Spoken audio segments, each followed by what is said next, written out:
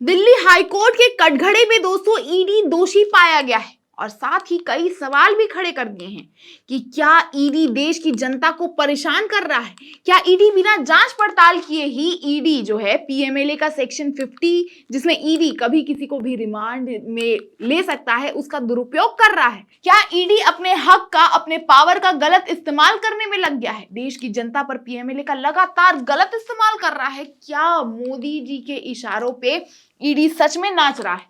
दोस्तों इस वीडियो में जिस रिपोर्ट का मैं जिक्र करने जा रही हूं उसे ना सिर्फ ईडी पर बल्कि देश की सभी एजेंसियां जिसको सरकार पावर देती है उस पे भी सवाल खड़े हो जाएंगे, क्योंकि दिल्ली हाई कोर्ट ने तक ईडी की मनमर्जी पीएमएलए नोटिस पर ईडी की खटिया खड़ी कर दी है। बताएंगे आपको पूरा मामला क्या है, तो वीडियो को पूरा जरूर देखिएगा दोस्तों। साथ ही देश नीति को सब्सक्राइब भी कर दीजिएगा। नमस्कार, स्वागत है आपका देश नीति में।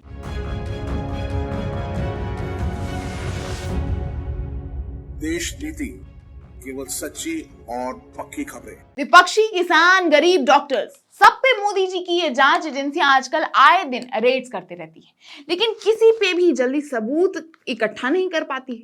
अब केजरीवाल का ही मामला देख लो, उन्हें भी एक महीने से पीएमएलए की इसी एक्ट का इस्तेमाल करके बिना सबूतों के ऑन रिमांड रखा हुआ है और इसी वजह से सुप्रीम कोर्ट तक ने ईडी को फटकार लगा दी।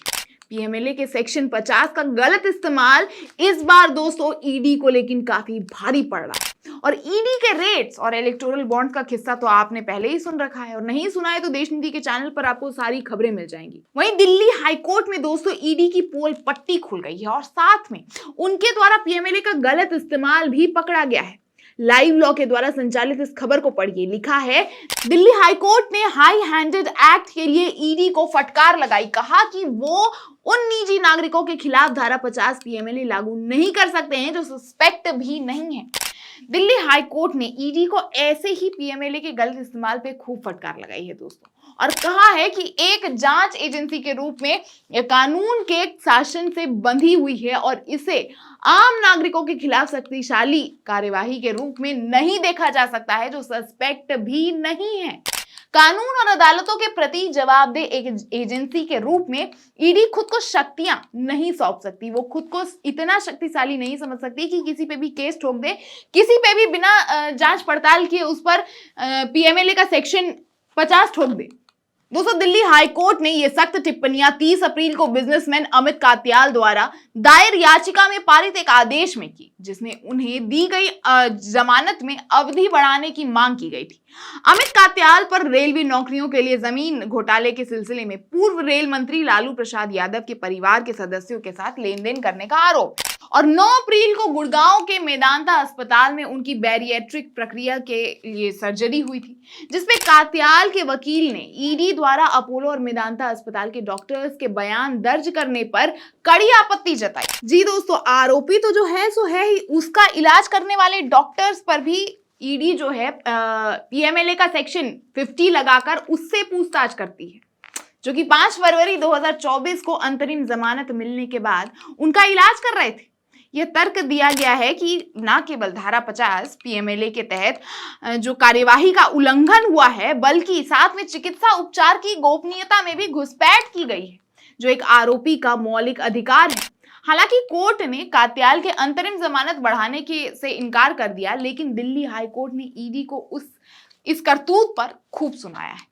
राउस एवेन्यू कोर्ट के विशेष न्यायाधीश विशाल गोगने ने कहा कि ईडी के लिए आम नागरिकों यानी डॉक्टर्स को धारा 50 पीएमएलए की कड़ी प्रक्रिया के अधीन करने का कोई अधिकार नहीं है। डॉक्टरों के साथ साठगांठ के एक भी आरोप के बिना आरोपियों पर मनी लॉन्ड्रिंग के आरोप होने के बावजूद उन्हें यह अधिकार नहीं दिया जा सकता। दोस्तों आरोपी पर तो मनी लॉन्ड्रिंग का एक्ट है, चलिए ठीक है, लेकिन डॉक्टर्स पर किस बात का पीएमएलए का इस्तेमाल किया जा रहा है। खैर, आगे उन्होंने कहा कि इस तरह के तर्क को स्वीकार करना न केवल उस सामाजिक अनुबंध का उल्टा होगा जिस पर लोकतंत्र आधारित है, बल्कि संवैधानिक योजना और संवैधानिक नैतिकता का भी उल्लंघन होगा।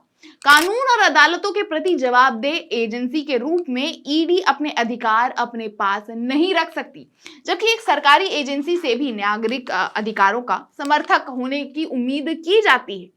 अदालत निश्चिंत रूप से ईडी के पूरी तरह से मनमाने कृत्य को उजागर करने और खारिज करने में बिल्कुल पीछे नहीं रहेगी। विशेष न्यायाधीश विशाल गोगने ने चेतावनी दी कि मजबूत नेता, कानून और एजेंसियां आमतौर पर उन्हीं नागरिकों को काटने के लिए वापस आती है जिनकी वे रक्षा करने की कसम खाते हैं, और कथित लक्ष्यों के खिलाफ कानून की मर्दानगी व्यक्त किए जाने के बाद इन कानूनों पर हमेशा आरोप लगाया जाता है कि उनका इस्तेमाल किया गया है। निजी अस्पतालों के कानून का पालन करने वाले डॉक्टर्स के खिलाफ ईडी द्वारा पीएमएलए की धारा 50 का उपयोग इस धारा में एक समकालीन योगदान है, मतलब बुद्धिमानी और बेवकूफी दोनों है। अब जाहिर है अगर उनको पूछताछ करनी थी तो वो पूछताछ करते, लेकिन वो उन पर मनी लॉन्ड्रिंग का पीएमएलए जो एक्ट है उसका धारा 50 लगा के ईडी खुद ही फंस गई यहाँ पर। अवैध प्रक्रिया जो ये हुई है उसके अधीन होने के खिलाफ नागरिकों यानी आम जनता के अधिकार ईडी द्वारा कानून की पहुंच से पूरी तरीके से ऊपर है। और क्योंकि अब ईडी इस तरह से अपनी जिम्मेदारियों का गलत इस्तेमाल कर ही रहा है, तो जनता का लोकतांत्रिक अधिकार है कि वो ईडी से ऊपर अधिकार रखता है और कोर्ट भी उसका अच्छे से समर्थक करेगा। दोस्तों, काफी शर्मनाक बात है कि विपक्ष के किसी भी नेता से जुड़े कोई भी व्यक्ति आजकल खुल के सांस भी नहीं ले सकते हैं और अपना इलाज तक नहीं करवा सकते हैं। इलाज करवाने जा रहे हैं तो उन पर तो पीएमएलए का एक्ट लगा हुआ है, सो है ये। साथ में उस जिनसे वो इलाज करवा रहे हैं यानी डॉक्टर्स पर भी पीएमएलए का एक्ट सिर्फ इस बात पे ठोक दिया गया है कि वो उनका इलाज कर रहे थे।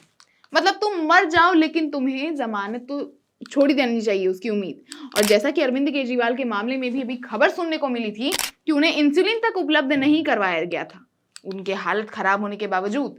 और ये सब दोस्तों ईडी बिना सबूतों के करती है, सिर्फ आरोप के बलबूते।